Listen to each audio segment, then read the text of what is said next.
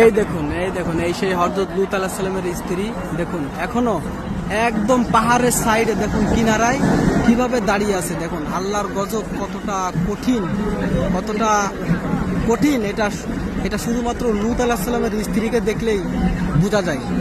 দেখুন এখন ওই অবস্থায় আছে, চাইলে ঝড় বাতাস কোনো কিছুতে এটা ভাঙে নাই। দেখুন একদম পাহাড়ের ঘিসাই, পাহাড়টা ঘেসে একদম নিচেই রাস্তা, কিন্তু এখনকার রাস্তা হয়েছে, কিন্তু ওই সময় রাস্তা ছিল না। দেখুন তার পাশে দেখুন ওগুলো দেখুন মাটির মূর্তি হয়ে গেছে। দেখুন এই দেখুন এখানে পুরুষে সহকামী চলতো, কিন্তু আল্লাহ তাআলা হিদায়াতের জন্য নূহ আলাইহিস সালামকে এখানে প্রেরণ করেছিলেন, কিন্তু তার কথা কেউ কর্ণপাত না করায় তার স্ত্রীও কাফেরদের পক্ষে ছিল।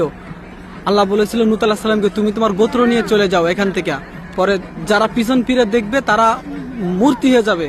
কিন্তু লূত আলাইহিস সালাম সেই স্ত্রী পিছন ফিরে চাওয়ায় সে আজও এই অবস্থায় মূর্তি হয়ে দাঁড়িয়ে আছে। বিশ্ব মুসলমানদের জন্য এটা একটি শিক্ষণীয় নিদর্শন, একবার দেখুন।